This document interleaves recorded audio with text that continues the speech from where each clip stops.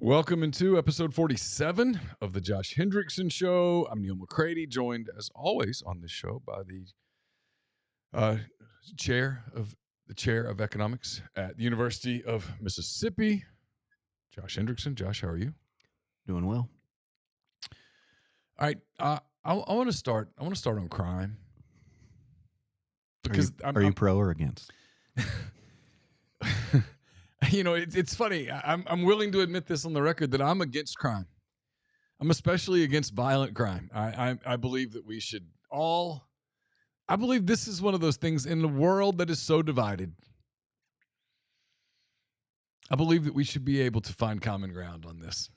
I really do. I think there are a handful of issues that, regardless of your background, your socioeconomic background, your race, your sex, your religious beliefs, political views, teams you cheer for. I mean, I think even if you put Ole Miss and LSU fans in the same stadium in the middle of a game and stopped the game and said, who here is for harming children? Everybody would be like, nobody. We're good. So we're in agreement here. Yeah. Who here advocates for violent crime? This doesn't include like knocking the quarterback out. This is like violent crime, like knives and guns and things. Everybody would be like, oh, yeah. See?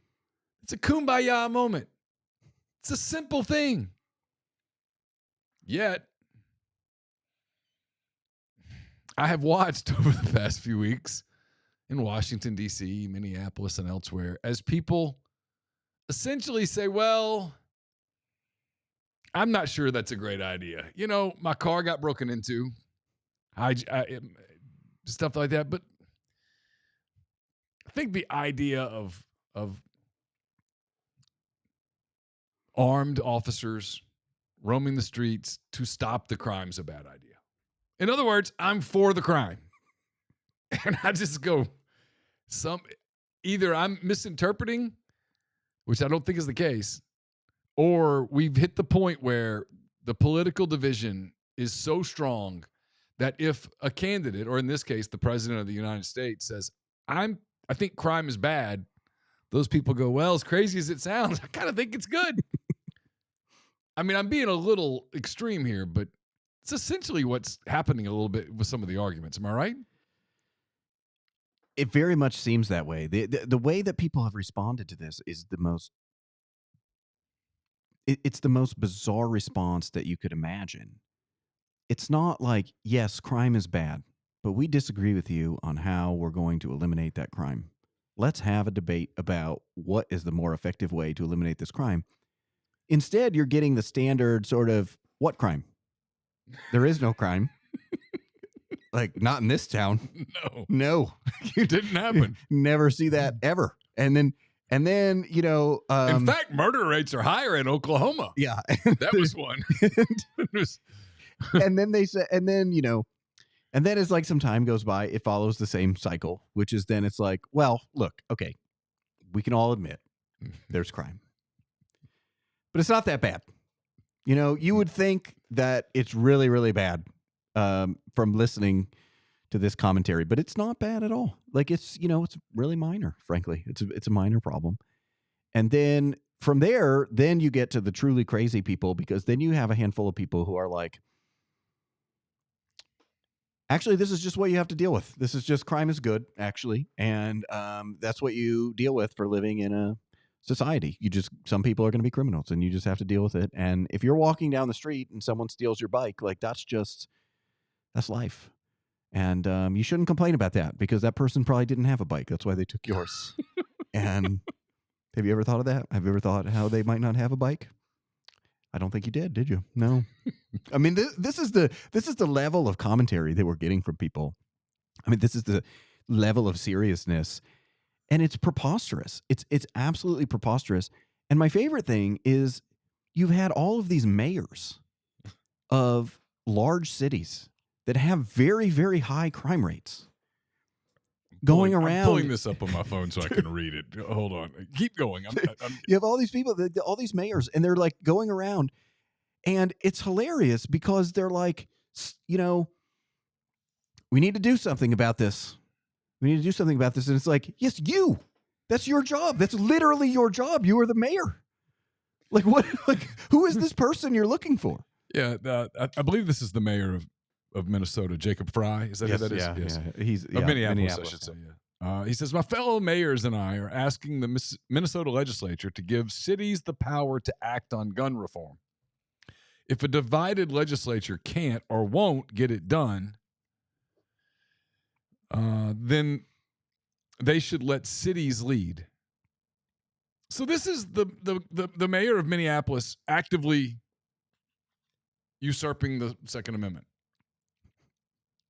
Out loud, to his credit. I mean, I always say this. If you're going to do something extreme, say it out loud. Don't be the guy hiding in the back. Don't send your minions.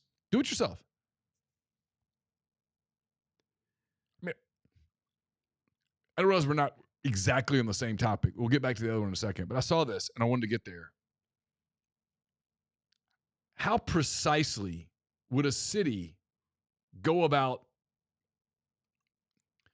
instigating gun reform that wasn't passed by a state legislature or by a federal court?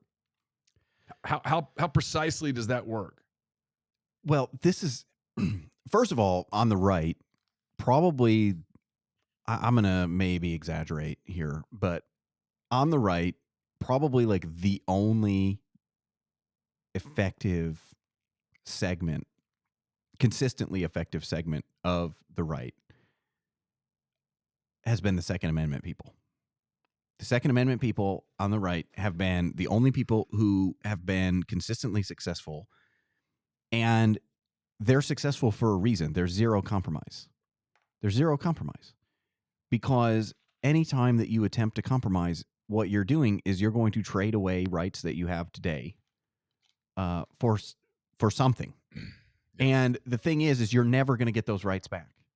You're never getting it back, and they know this, and so they're like, "No, we're not going to do that." But this is the other funny thing about all of this stuff. What's funny about all of this is like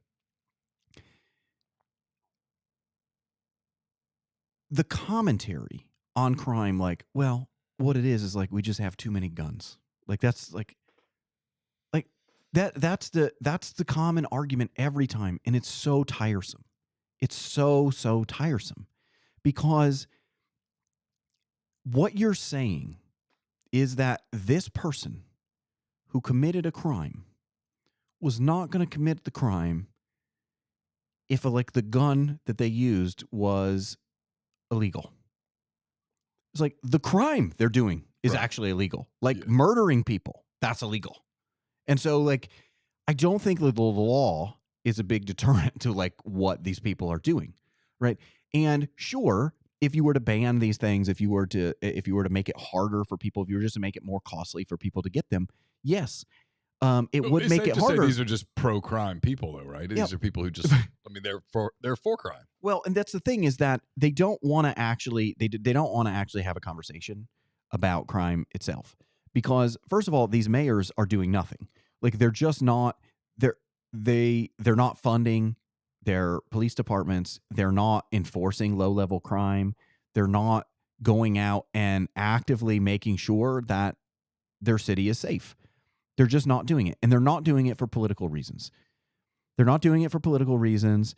They think that they extrapolate from extreme events about police brutality and things like that to then, take away funding.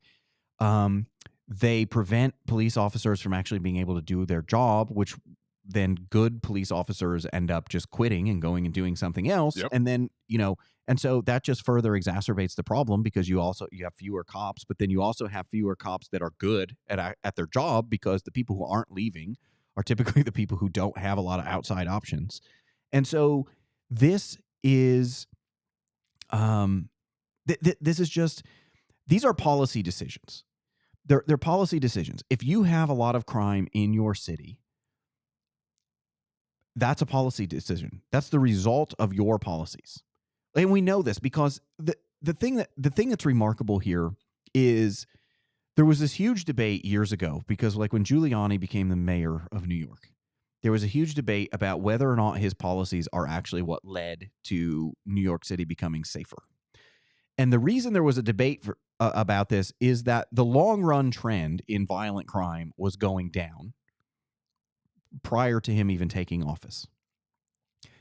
And so what some people were saying is like, well, how do we know that his policies actually did this? Because violent crime was already trending down. Maybe this was just the trend continuing and like he's just able to take credit for it because he had these policies. Mm-hmm.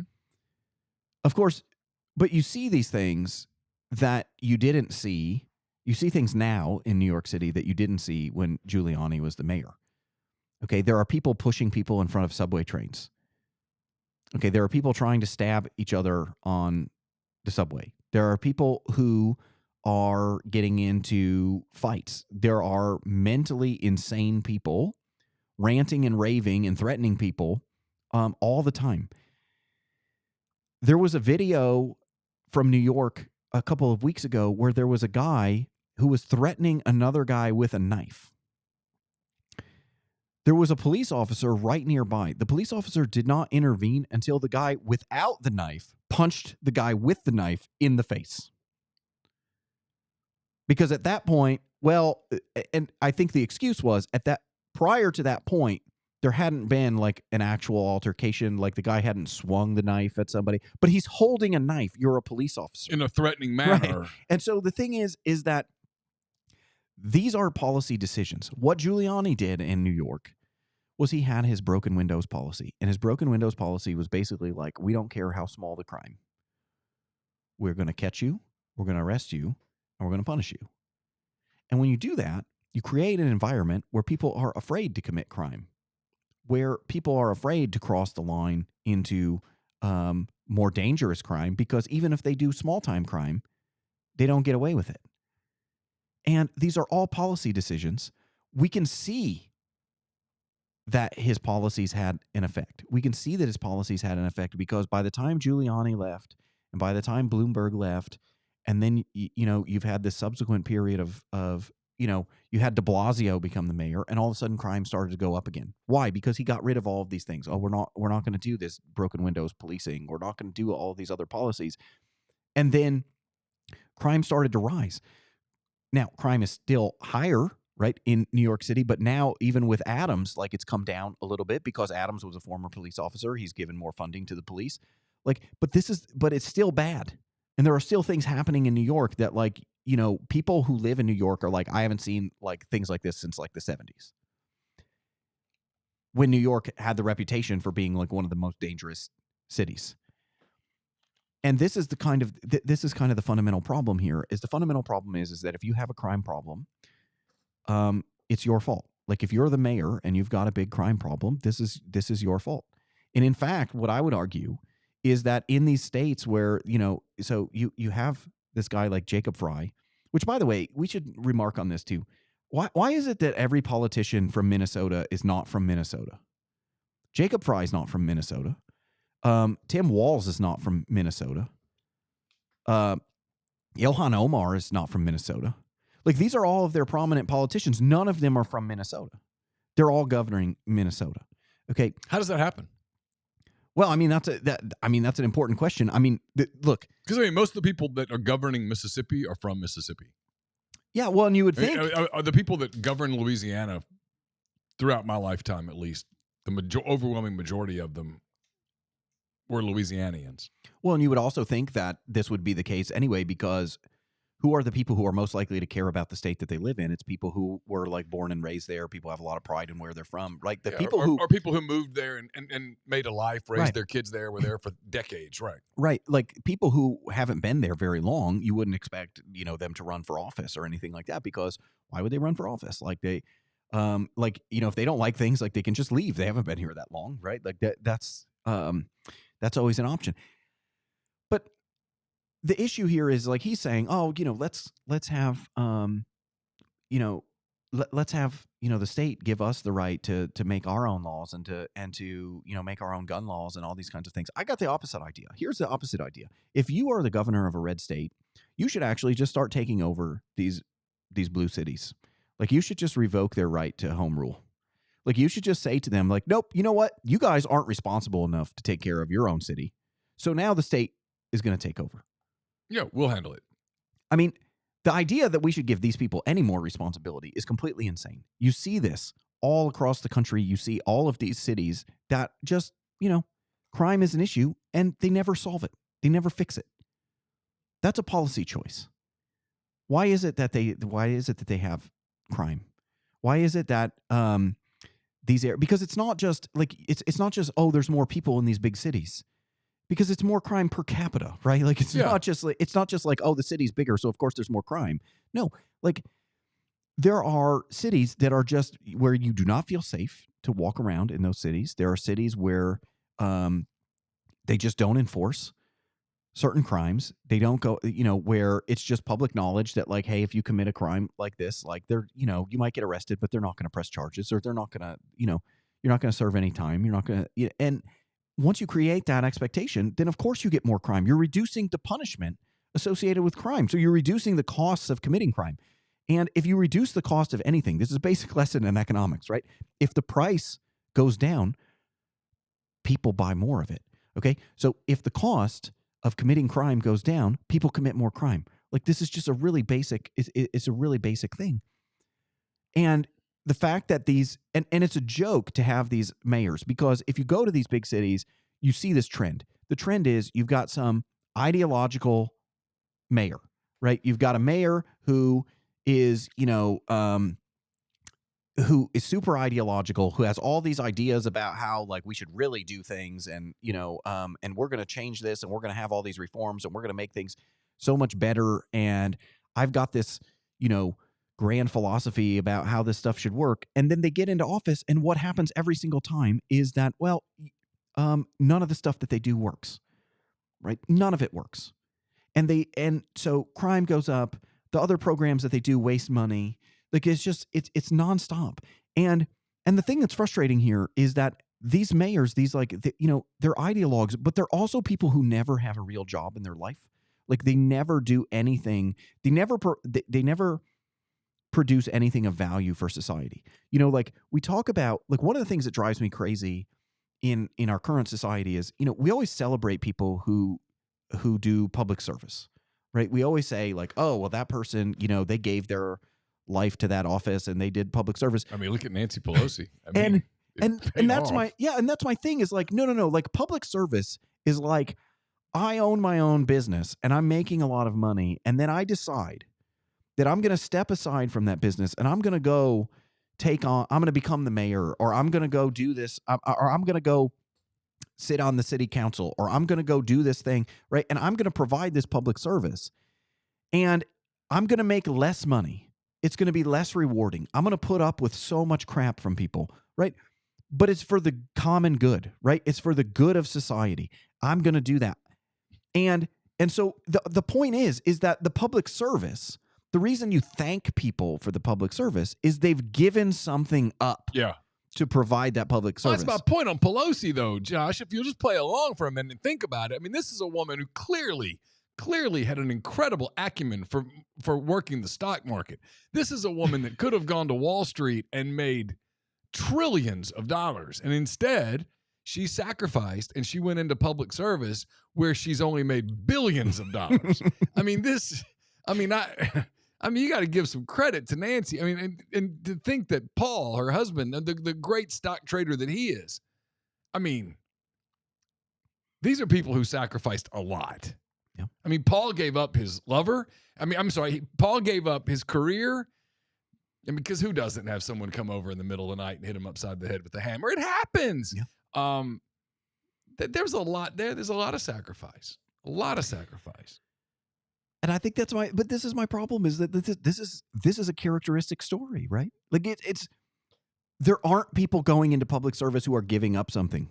The people who are going into public service are going into, like, there are so many of them that are just going into it for the grift, Like, Of they're just course. going into it because this is actually the best thing that It's the best they way can to do. make a This ton is, of money. this is the only way that they're going to be able to do it. And that's the most frustrating thing is it's like those people don't deserve a thank you for their service. In fact, like many of those people are making things worse. And they deserve a proverbial kick in the ass right out the door. well, and there's no pragmatism here. There's no pragmatism. There's no like, hey, I'm going to try to understand like why the city does what it does. Instead, it's just, oh, I'm here and I'm going to change this because, like I took these classes that told me that, what we should really do is we should actually just replace police officers with social workers. And so, like that's what we're going to, that's what we're going to do. That will make the city a safer place. And then you discover that like social workers actually don't want to go on those calls because like it turns out that like, no, they're not, that's not actually like a good fit for them. That's not what the job that they signed up for typically entails. Alan in the stream I'll get his point. I'll read it to you. He says, Mississippi's a horrible example. Folks from Mississippi have been governing Mississippi into the ground for decades. Then he says, also, Louisiana is top 3 in violent crime rate per capita. It's not Louisiana. It's Baton Rouge and New Orleans. But, I mean, I understand your point. Now, you could get into a debate, and I think it's a worthy one to have. The problem is you can't really have it in modern discourse. It's not really allowed. Why does Mississippi have the reputation that it has, right? Because it's not where we live. It's not Hattiesburg. It's not the Starkville, Columbus area. It's Jackson. It's Jackson.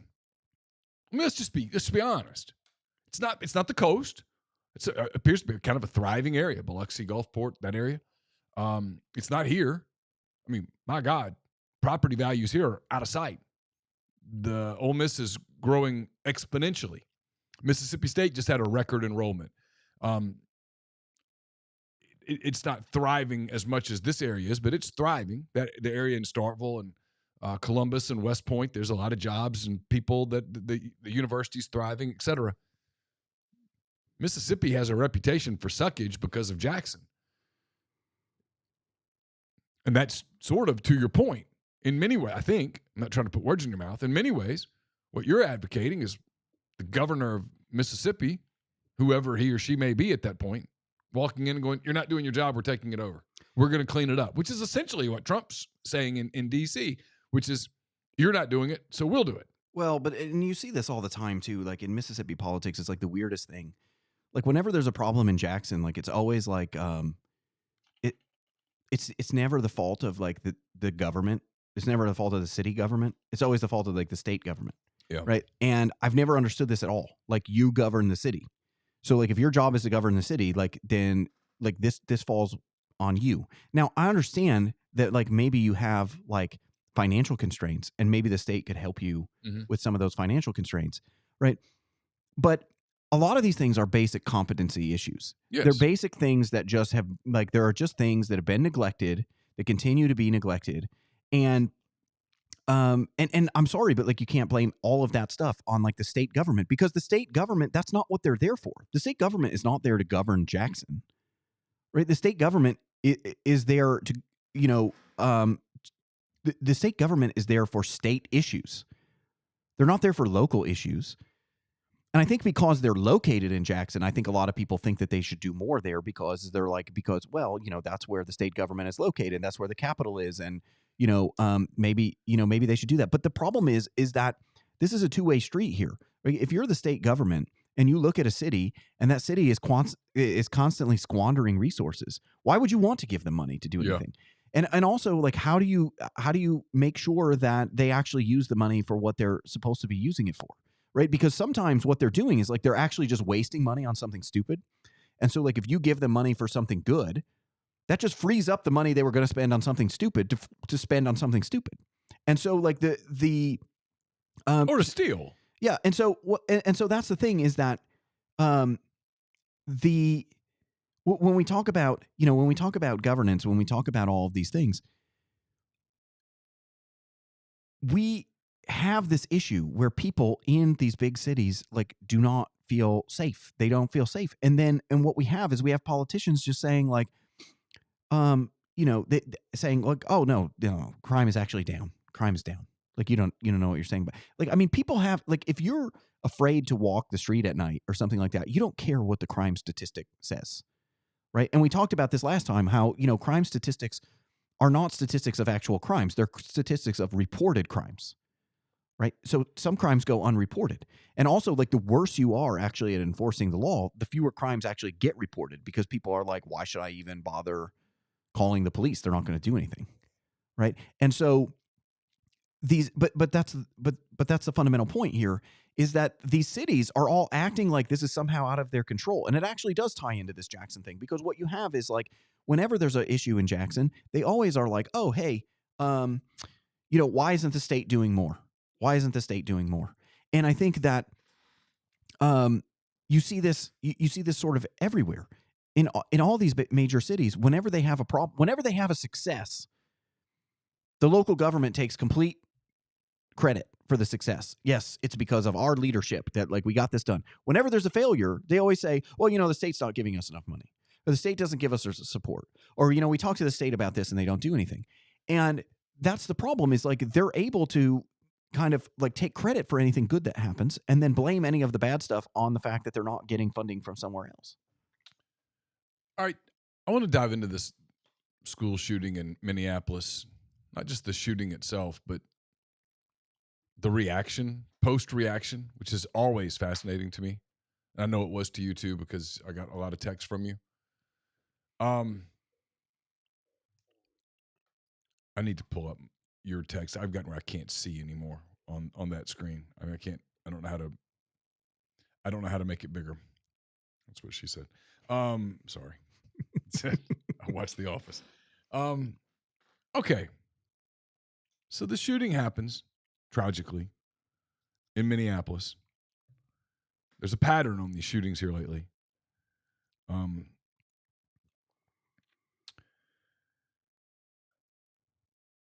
I'm getting there. 23-year-old male who identified as a woman. Am I doing that correctly? Goes in, opens fire inside a Minneapolis Catholic school. I told you, I said, I blame the parents. And I do.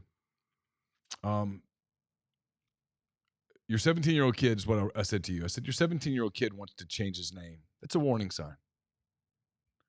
And in no world, at least no world in the house that I live in, as a responsible parent, and I know you're a responsible parent, would my child be able to accrue that much weaponry without me knowing? And I'm sorry, but that's inexcusable as a parent. When your kid comes to you as a kid and says, I don't think I'm really a boy. This is controversial, I know, to a lot of people. I think this is common sense. The answer is, well, you are. You are. And then if that continues on, when you enable your child at 17 by legally changing his name to a female name, and then you're not monitoring what's going on in his room where he has assembled this arsenal, that's failure as a human being, my opinion. Is that too strong? I don't think so. I mean, I think that there's lots to unpack with this shooting because part of it is the shooting itself, and then part of it is kind of like the response to the shooting by politicians and the media, which was completely insane. So first and foremost, I mean, look, society's got to have a discussion about this. Like, if when you have to have a discussion about this, I'm sorry, okay, but if you have someone who is denying biological reality, that person needs to talk to someone. Mm-hmm. That person needs to get this sorted out. Mm-hmm. But that person also, we have to consider the fact that this person is suffering from like a mental health crisis, and we have to treat them that way. I agree. And this shouldn't be controversial at all. And the thing that drives me crazy about this is if you want to have a conversation about this, it's like, well, you're anti this, you're anti that. No, here's the thing. Okay. You read the Bible. Okay. Jesus loved prostitutes. Okay. He defended them from people who were, cast judgment upon them, but he didn't advocate for prostitution, right? Like, you can love somebody and you can show them dignity and respect without saying like, I think this is good, or that more people should do this. Like, it's really, really basic common sense. Mm-hmm. But you can't do that, because anytime you raise questions about that, what happens is, well, you're anti this, you're anti that. And you can't, and the media does the, Norm Macdonald had this famous like tweet making fun of the media, which was something to the effect of, my biggest concern is that, if some Islamic terrorist were to detonate a nuclear bomb in the United States, just think of the backlash on the Muslim community. That was his tweet. Yeah.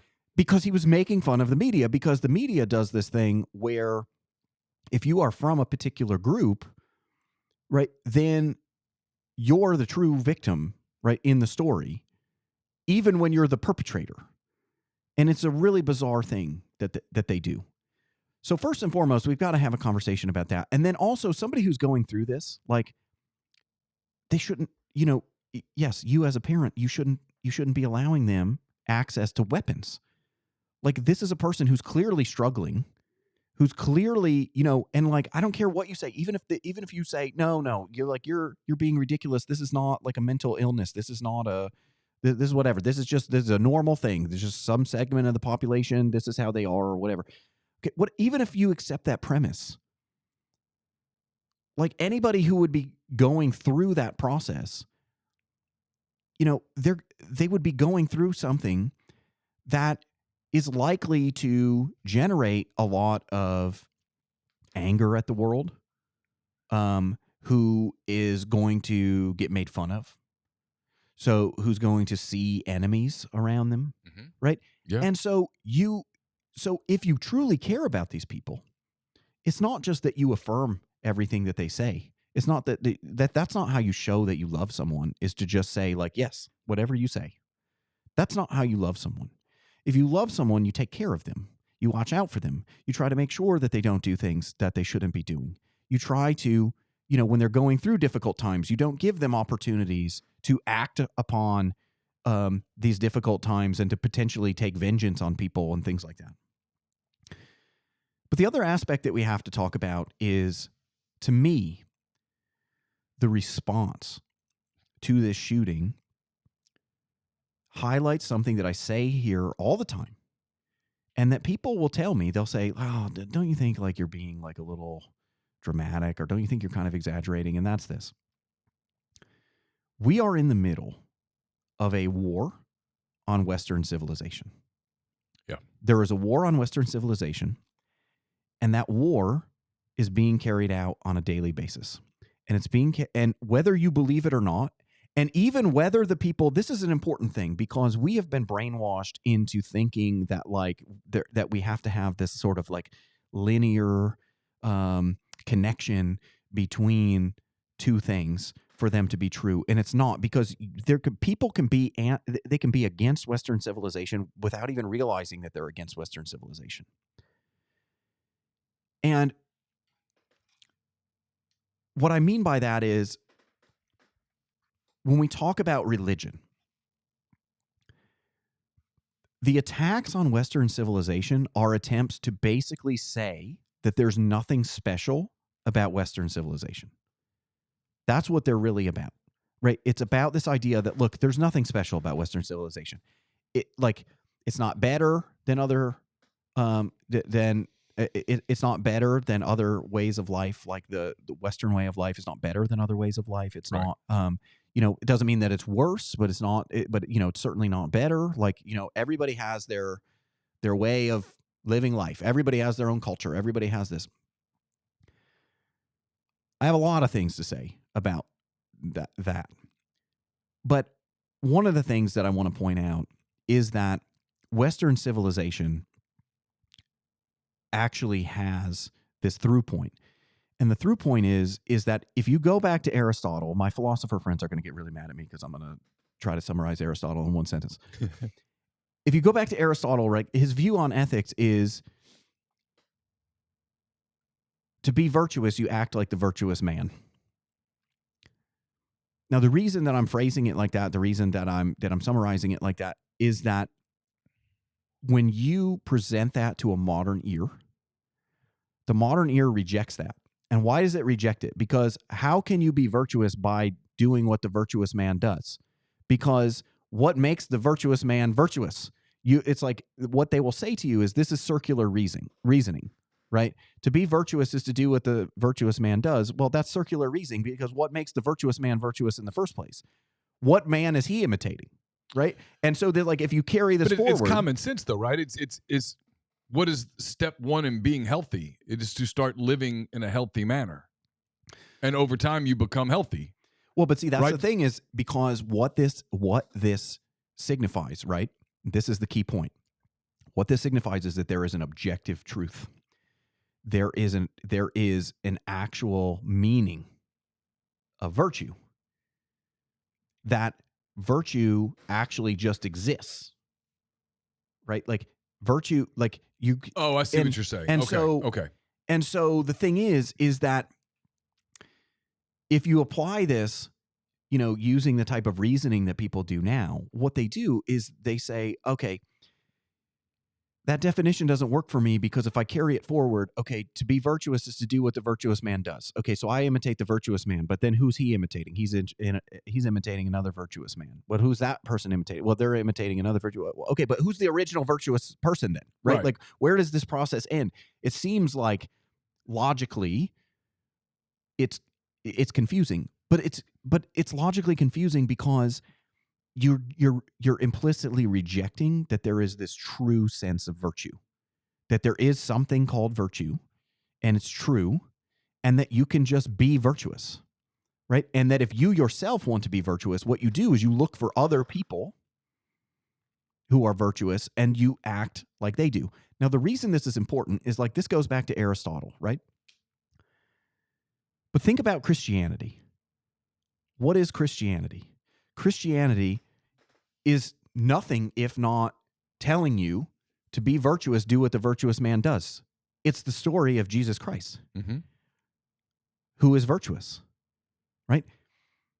In the 90s, there were all these. In the 90s, there were all of these bracelets that people used to wear, right? They said like, "What would Jesus do?" Yep. Right. Yep. That is like that's Christianity, but it's also that's also Aristotelian ethics, right? If you're asking yourself, what would Jesus do? That you're saying, I should do what the virtuous man does. That's what you're saying. There's this through point of Western civilization, right, that goes through these things. And that those things are important. But what people do is that in the modern world, people deconstruct things. They start with that with that idea of Aristotle and they start to deconstruct it. Well, virtue can't have meaning if I'm just imitating a virtuous person because there can never be like this original virtuous person, right? They deconstruct Christianity. When you look at how people in the modern world study religion, they look for all of the commonalities in religion as a way of dismissing them, right? Because what they do is they look for all the commonalities and they say, okay, look, there's like sacrifice, right? There are all these common themes. There are all these common activities. There are all these things that religions have in common. And if you define things broadly enough, yes, all religions start to seem the same, right? They all start to seem like different versions of previous religions or something like that. And when you look at that, then it becomes easy to dismiss religion because now, look, they're just all the same. They're all the same. There's some story. There's a creator, right? There's a lot of sacrifice. There's a lot of this. There's a lot of that. It's just providing you with a morality, right? That just comes from some outside force. And that's why you believe it, because this outside force is giving you the morality. And so you're not relying on some human to tell you what's moral, but they deconstruct it. But here is the fundamental problem. If you actually study religion, and if you actually look at, say, ancient myths and you compare them to Christianity, what you start to see is that it's in the differences where you discover what's interesting. The similarities are not interesting. It's the differences that are interesting. And why are the differences interesting? Well, okay, if you go back to ancient myths, whenever there's like a new god is born, it's generally like some god mates with a human, right? That's inherently violent, right? There's a very different power dynamic at hand, right? When one is a god and one is a human, right? Yeah. And so it's violent. There's a lot of sacrifice to the gods. There's a lot of, there's sort of a lot of there's a celebration of, like a lot of these ancient myths. There would be some, there would be somebody evil. That evil person's got to be cast out from society and removed from society. And if you look at Christianity, you can start to kind of try to put Christianity into these boxes. But what you find is like, it actually doesn't hold. It doesn't hold, because if you look at Jesus, right, like in all these ancient myths, the person who is killed or the person who's cast out from society, they deserved it in some way, right? Like they were that, or at least that's the story. In the story, they deserved it. Like there was something that they had to be gotten rid of. And sometimes they even deify the bad person, right? Like, so, we had to get rid of that guy, but like now they kind of like worship that guy or something. Like it's, to the modern ear, it doesn't make sense. But the reason it doesn't make sense is because Christianity is so different. And what makes Christianity different is, like, you think about the birth of Jesus. It's a virgin birth. Why is that special? Well, compare that to all the ancient myths. A virgin birth, there's no violence. There's no violence. There's no power dynamic here. There's no, it's not a story of God mating with Mary, right? It's like Mary just has a virgin birth. There's no violence involved, right? You think about Jesus's life. Jesus, the Gospels go out of their way to point out how virtuous that Jesus is and how he does not deserve his fate. Right. It is, and all of those things are completely different from these ancient myths. When Jesus dies, right? When Jesus dies, he gets resurrected. Okay, he's gone, he disappears. Okay, so again, even with the resurrection, right, there's no violence here. Also, there's a reward at the end, right? It's the redemption of human beings, right? It's his ascension into heaven, right? Like these things are the opposite of what you see in an ancient myth, where you're casting this person out and it's their removal that makes things better. But in Jesus's death, what he's revealing is a fundamental truth. Right. And so the point here is that we live in a society where all this stuff has been deconstructed, and we've been made to think that like Christianity is just the same as all these ancient myths. It's just our myth. Yeah. Right. We've been made to believe that these are all just stories. This is all just about morality. Nobody's better than anybody else, but it's part of this deconstruction of Western civilization.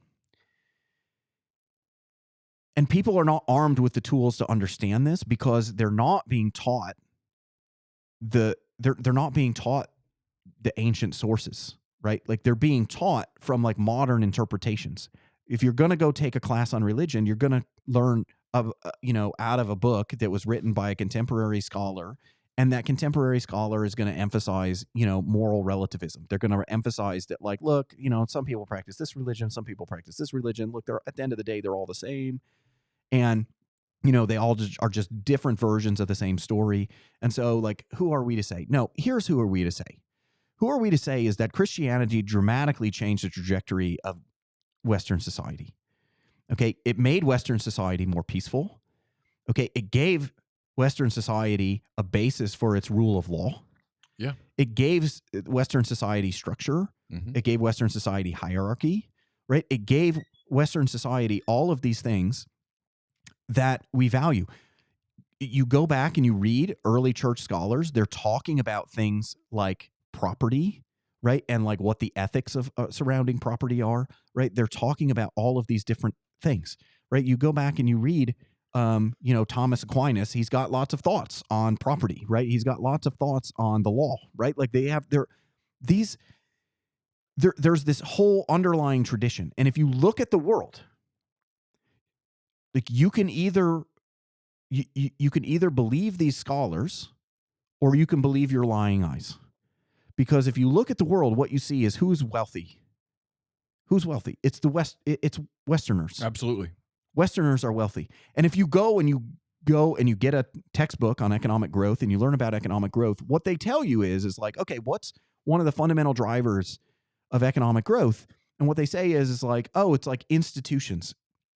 But when they talk about institutions, the things that they're talking about is they're talking about like representative government, rule of law, property rights. Okay. They're talking about Western institutions. Yeah. That's what they're talking about. Yes. They're talking about Western institutions. Now, they don't say that because you can't say that this is a Western thing, because then that makes it sound like this is all cultural, right? But at the end of the day, the lines blur quite a bit between institutions and culture, because where do those institutions come from? And in a lot of cases, what we are told to believe is also we're told to believe that like what brought about like all of our successes in the world is like is just Enlightenment rationalism, right? We discovered science, right? That's what advanced Western civilization. But science is then juxtaposed with religion, right? Science is sort of supposed to be like the antithesis of religion, right? Religion is just belief and faith and all that kind of stuff. Science, this is, we can actually test this. We can actually go out and see if this is true. But this connection between science and religion, they were never, there was not this antithesis. There were certainly things at the margin where religious scholars and scientific scholars argued about things, right? But for the most part, like you go back to the early, you go back to like these early Catholic scholars and things like that. Like they were very interested in science. They were very interested in science in part because they thought that science would eventually one day prove their beliefs, right? Like so my fundamental. Not to interrupt you, Yep. but if you go down the Shroud of Turin path, there's a real world where science absolutely has proven it. And so my point here is to tie this all in back with the shooting is that if you understand this background, if you understand that the point is to deconstruct everything, then once you've deconstructed it, there's nothing special about it. It becomes easy to dismiss. And this is exactly what you saw after this shooting. So you had people who were saying, you should pray for these children. Okay. And the kids that died, they died at Mass. They were in the church at Mass and they died. And there are these people who were saying like, hey, you should pray for those children. And you had actual politicians and people in the media say, hush it with the prayers. They were praying when they died. Well, what does it mean when they say that? When they say that, what they mean is, what good is prayer? Yes. It's precise. It's an attack on it. It's Yes. making fun of it, in Yes. fact. It's mocking. It's mocking when Yes. someone goes, you're in my thoughts and prayers. Yeah. And they say, well, that's just flippant. Thoughts and prayers don't do anything.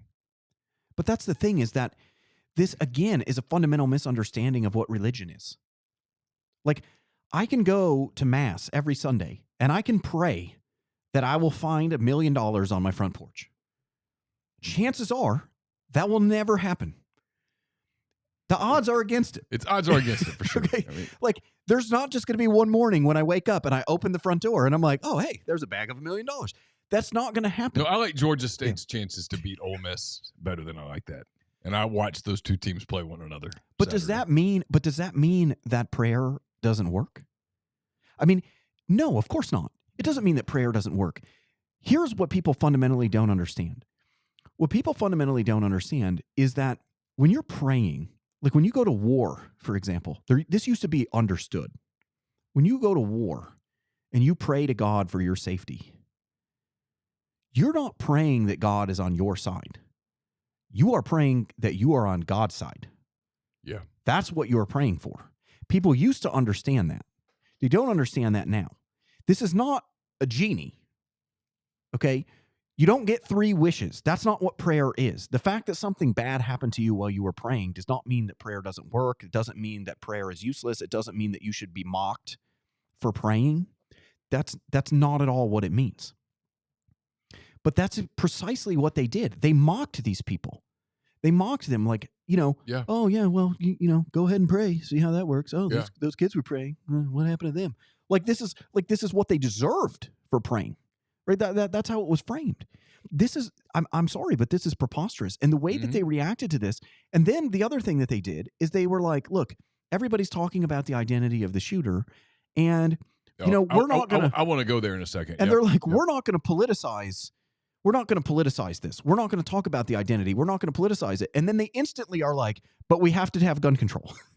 And it's like, okay, but you're just politicizing it in a completely different way. Our buddy Jacob Fry, he's on a roll. Anybody that is going to use this to villainize our trans community has lost touch with the common humanity. That's where he goes in the immediate aftermath of a shooting in his city. Jake Tapper, y'all remember Jake Tapper, don't you? Jake Tapper's the one that covered the White House for 4 years, who said for 4 years that nothing was wrong with Biden, and then wrote a book about what was wrong with Biden. Jake Tapper wants us, this is important. It's important that we think about this.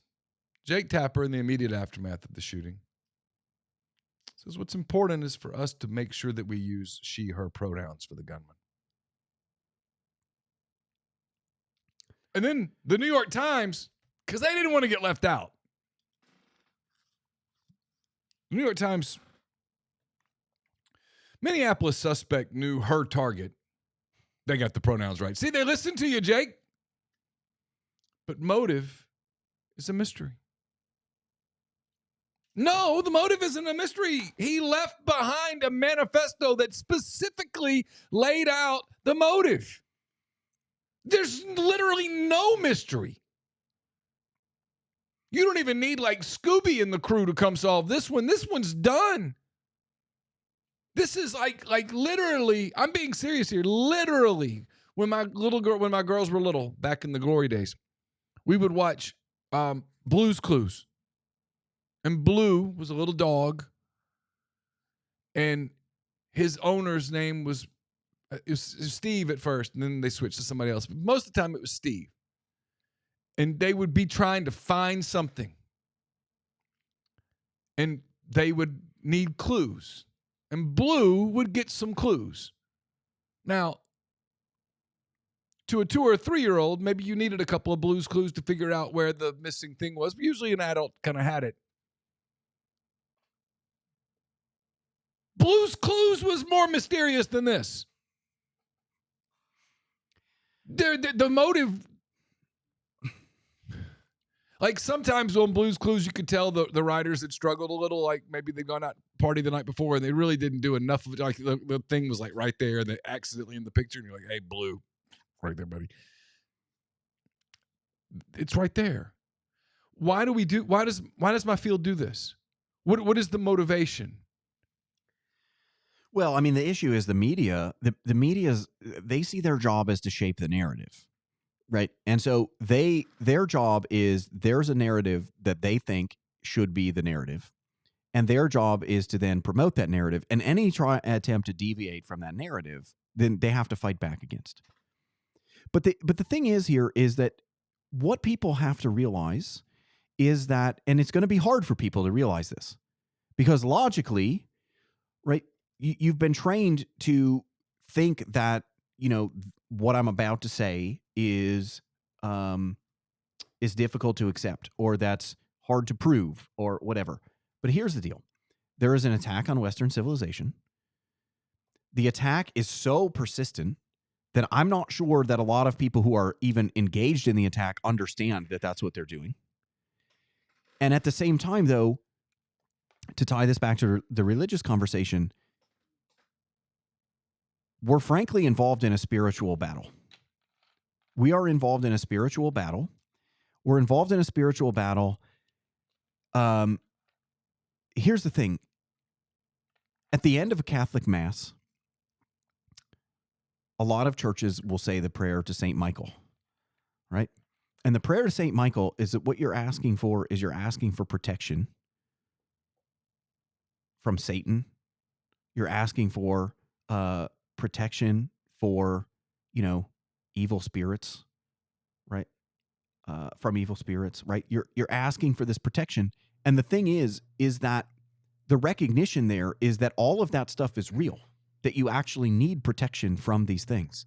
These kids were they were at Mass. They probably say that prayer, right?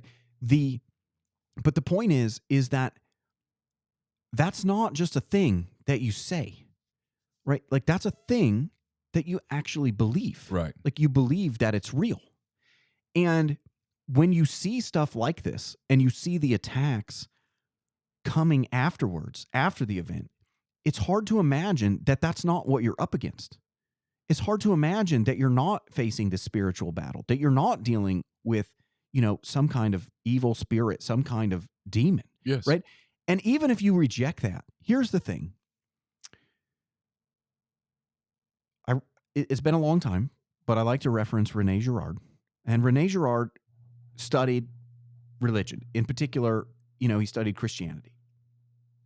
And René Girard, he warned about this. He said, look, in previous eras, when people worried about the Antichrist, they worried about the demonic, right? They worried about something like satanic, right? Like that's what people were sort of worried about. And what Girard actually argued in one of his final books was actually like the Antichrist is likely to come from the opposite direction. And the opposite direction is that the Antichrist will come, and the Antichrist's position will be that you're not Christian enough. Right? That actually, if you just carry these views forward, like even further, like you're the real problem. Like that Christians just aren't Christian enough. And you see this, actually, this permeates our society now. It permeates our society. How many times do you see tweets where people are basically, basically people who are non-Christians or people who, just are actively like critical of Christianity, come out and basically like the format of their tweet is basically, I hate Christianity, but here's how you should be practicing it. Right. And that's exactly what Girard was talking about, because everything here gets reframed in that sense, right? That if you don't actually have compassion for the shooter, that you're not Christian, right? That like you're very, that like a true Christian would have accepted this person for who they were, right? That, and these are the kinds of attacks that you see. And even the mockery of prayer is essentially saying, look, prayer didn't save you. Why? Well, the implication is like, maybe you're just not Christian enough. Maybe God's not listening to you because you're not a good Christian, right? Like these are the kinds of things that they're doing. And people have to actually wrestle with this because this stuff has so permeated our society that people are learning these arguments without even realizing the broader context of what they're learning. They think this is just, we're just having like a little debate about this one particular issue, and I'm listening to this side, and I'm listening to that side. And they don't realize that a lot of this criticism is grounded in a desire to destroy the West, a desire to destroy Christianity, a desire to bring this down. Mm-hmm. And people have to recognize that. And when you look around the world, the Western world, I don't know how you can look around the Western world and not see an attack on Western civilization. I don't know how you can not see an attack on Christianity. And in some cases, the calls coming from inside the house, right? Sometimes, absolutely. And the point is, though, is that you have to recognize these things, and it doesn't have to be explicit. You don't have to listen to somebody say like, "Oh, I'm anti-Western civilization." There are people who will do that, by the way. Yeah. You can find these people. They do come out and just say, like, we have to destroy the West and things like that, right? But most people, even people who are sympathetic to that view, they don't come out and say it, right? They actually just have what they consider more sophisticated arguments, right? But it's the same objective, it's the same goal, it's coming from the same place. And until we wake up and we recognize this, like, we're going to have lots of problems. And we're going to have lots of problems because people don't even, if you don't realize what war you're fighting, you cannot win. And until people wake up and realize that, there is this attack, that there is this ideological opposition to Western society, that there's this ideological opposition to Christianity, right? That there's this, that there are these ideological oppositions to the things that made the West great. Until people wake up to that, like, they're going to continue to suffer a lot of the problems that they're suffering because they don't recognize what they're up against. Oh, I mean, there's a lot there that goes through my mind that I think is subtle attacks on. I think that social media is used. We've taught you and I have talked about this. We don't have time to go into this right now, but we can do it next time. We talked about this. Young people are sort of being encouraged to, put career first, to be super independent, not have children, wait to get married, don't get married. I personally think that's a coordinated attack. You want to, what's the easiest way to diminish an opponent? Make it smaller.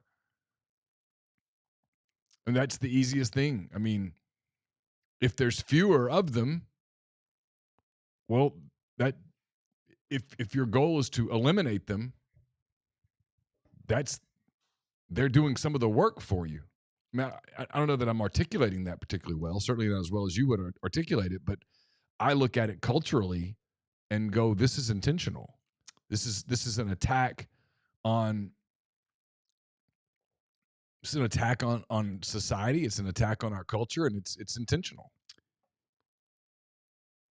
People today tend to filter what they see through the most simplistic ideological filters that there are. Like, if you think about the left, like, you can describe everything that the left talks about by they see everything as a battle between the oppressed and the oppressor. Yeah, literally everything. That's the entire battle. Everything, yep. But also, you see a lot of people who are sort of libertarian, who seemed like much more like reasonable about these things, where everything that they pass through is about the individual. And the thing is that if you're evaluating everything in terms of the individual, then you lose the common good, right? Like, you lose this element of, I mean, this goes back to Aristotle, right? Is that the objective of the city, right, is to promote the common good. Mm-hmm. And so, and I think this is the issue, is like, none of these things are necessarily wrong in particular situations, right? Like, you can observe a scenario where there's clearly somebody oppressing somebody else. Like, you can observe scenarios like that. But it's overly simplistic to filter everything that you observe through that lens. The same thing through individualism, right? For the most part, we are a country that's founded on a lot of individual rights. We're a country that's founded on a lot of things where it's like live and let live. And that's very libertarian. But the thing is that, in those previous generations, people didn't just care about those individual rights. They also cared about the fact that, like, freedom and liberty come with rights, but they also come with obligations. Obligations to your family, obligations to your town, obligations to your society, obligations to your country. But if you filter everything through these simplistic lenses, well, then you start to get really crazy opinions on things. And we have to think about this And we have to recognize that what we have lost is that we have an entire generation of people who've never even been introduced to a lot of these arguments, like who never fully understand and wrestle with these ideas, because everything is filtered through current events. Everything is filtered through like the latest advancements in whatever. I mean, go to a philosophy department, right? Yes, you can take some classes where they're reading books that were written in the last 10 years. But you know what else they're reading? They're reading Plato. They're reading Aristotle. Yeah. Right? They're reading ancient works at the same time. Why is that the case? Well, also, why did those things survive this long? Because there is wisdom that's contained in those books. There's wisdom that's contained in wrestling with those ideas. They don't survive for that long of a period of time without providing some type of value. And if they're not, and so it's a mistake to then reject those things and say, well, that's old. We don't need that anymore. Or, there's this more recent philosopher who came along and he's got this idea. I mean, there are a lot of people in political philosophy who, argued that we actually, that we actually made a mistake, that we had these ancient philosophers who talked about political philosophy and we had these modern philosophers who talked about political philosophy. And their basic argument was that like the path that the modern philosophers, that the path that they were paving was actually going to lead us in a bad direction, and that we needed to go back to the ancients to get the wisdom that we needed to correct things, right? But that's the point, is that even if you fundamentally disagree with that, my concern is I don't even think there's enough people in our society who understand that that was even a debate, or who even understand what the issues at hand are in the debate, right? And so when you have that, this is the fundamental problem. You think about like, what were the founding fathers reading? What were like the early American settlers like reading? What were they teaching in schools? The like, New York Times, of course. What were these people doing? And you want to understand that. Like, how can you understand the American founding if you don't even understand like what the inspiration for the founders was, right? Like, you have to go back to these kinds of things. And increasingly, we're just like, no. We just do the Cliff Notes. Yeah, like we just sure. increasingly, it's like, well, you don't actually have to go back and read that. Like yes, like We all threw of some our tea in the harbor and they got mad, and then we had I mean, a there's this fight. great. I posted this the other day on Twitter. There's a great quote where it was an interview done with, I believe he was the last remaining soldier from the Revolutionary War, and it was from like the mid 1800s. And they did an interview with him, and they asked him, like why he fought, and they asked him about all these different things, like they asked him about the king, and they asked him about the Stamp Act, and they asked him about the Boston Tea Party, and they asked him all these things. And when they're asking him like, oh, and they asked him like, oh, were you just inspired by John Locke or something like that? And the guy just says like, no, like none of that. Like, what the Revolutionary War was about is that we came here to govern ourselves, and we fully intended to do so. And they saw fit not to let us. And that's what it was about. And the British said, give us your guns, and we shot them. And so when you look at these, it's important to understand this historical context. It's important to get the perspective of these people, but it's also important to recognize like what these people were thinking about, what these people were reading, what their influences were, right? Like all of those things matter. And to that single guy, I mean, they asked him what he was reading, and he was like, we read the Bible, right? And we, and things like that. That was what he talked about. But you go back to these founding fathers, the people who are writing the Constitution. Yeah. What were they reading? What was influencing them? What were the things that they were thinking about? Like, these are all important. That's why we learn these things. Mm-hmm. But we're losing that. And we're losing that because people are telling you, well, you don't need to do that.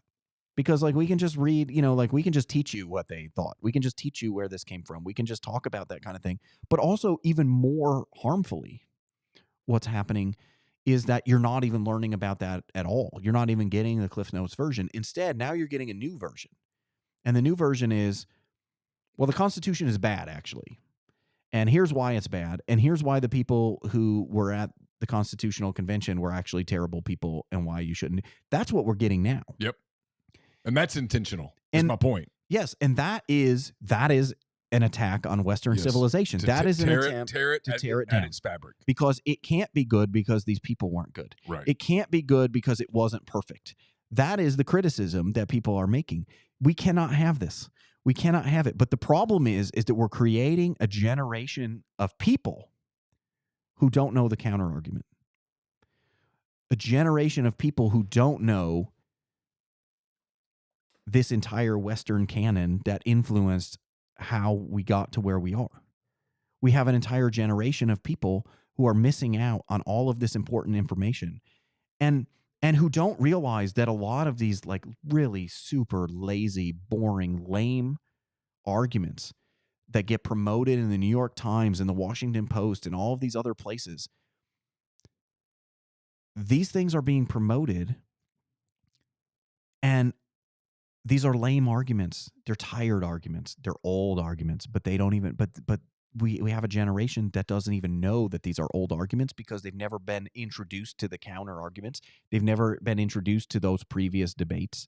They've never dug into those primary sources and actually like had to wrestle with, okay, what was this debate about? Well, how was this thing settled? Who was right? Who was wrong? What were the points that were brought up? They're not getting that. Instead, they're getting nonsense. And they're getting criticism and they're getting deconstruction. And that doesn't lead to a good place. I'm up against time a little bit, so we'll touch this quickly, and then I've got to go from Aristotle to Pete's Pigskin Preview today. So it's a lot of range. You wanted to talk about Lisa Cook in the Fed. Can you Cliff Notes version that? What's going on there? Yeah, so Lisa Cook was chosen by Joe Biden. He was nominated by Joe Biden, or she was nominated by Joe Biden to serve on the board at the Fed. Most people believe that she was chosen because she's a black woman. And so she checked two boxes that they were interested in. They wanted to nominate a woman and they wanted to nominate a person of color. Okay. She doesn't, she was a tenured professor at Michigan State before she joined the Fed. She had worked in Democratic administrations in the past. But her area of specialization was not monetary economics. I don't think she wrote a single paper on monetary policy. And so there were criticisms at the time that were, hey, we understand that you want to create opportunities for people. But like this woman she doesn't have the relevant experience for this job. And most of those people were shouted down. And they were shouted down because it was like, well, that's being sexist or that's being racist. That's the play. That's the playbook. And even there were people who raised like legitimate concerns about her research who were also criticized on those same grounds or who just were ignored. Yeah. And so now what's happening is that Donald Trump has decided that he's firing her from the Federal Reserve. Now the reason this is in the news is there's an actual dispute here. And the dispute is, can he fire somebody at the Federal Reserve? Does he have the constitutional powers? Right. And I think that the Federal Reserve Act says that you could remove somebody for cause. So you can't just fire people arbitrarily. It has to be for cause. Is being incompetent cause? That's never cause. That's never cause in the U.S. federal government. But what he's firing her for is, he says that she committed mortgage fraud. And he's saying this on the basis of the fact that she already had a home, that she had a mortgage on, and that she bought a second home. And on that second home, when you apply for a mortgage, it asks you whether this is your primary residence. Okay. Because there are certain financial benefits that you get if it's your primary residence. Okay. And on her second home, she checked the box that, yes, this was her primary residence. And you can't have two primary residences. Right. Okay. And so the idea is that she would get more favorable terms. Maybe she would get if she also did this in terms of she also maybe got more favorable property taxes and things like that for saying that it's her primary residence. Um, but also, if you say it's your primary residence and it's your second home, that's a problem. But it's also a problem if you intend to make this an investment property, because if you make it an investment property, you're actually going to get different terms because people are going to charge you different interest rates on a loan that's an investment than they will if this is where you're going to live. Okay. For obvious reasons, right? If it's an investment property, there's more risk. You're not living there. So your ability to pay that mortgage might be conditional on finding somebody to rent out the property, right? Right. And then subsequently it came out that she had a third mortgage on a third house. And so once again, most Michigan State professors do. Well, and see, this is the thing that's kind of frustrating is it gets to a point that like Thomas Sowell has made many times. Thomas Sowell is a very famous African American economist, and he was and he got a lot of attention because he's been a staunch critic of affirmative action programs. But he says that the reason is that he's like the whole point of the affirmative action program is like that they sell you on is, well, we're going to create diversity. And his point was, but like you're not actually creating diversity. Like you're getting people with different color faces or different genders or something like that, but you're not necessarily getting diversity because you're not like when you're admitting people and like they've been predominantly white before, and then you're admitting like black students on the basis of affirmative action, you're not getting like the poor black student. You're generally getting like the son of a dentist or something, or like the son of a doctor who just happens to be black. And this is and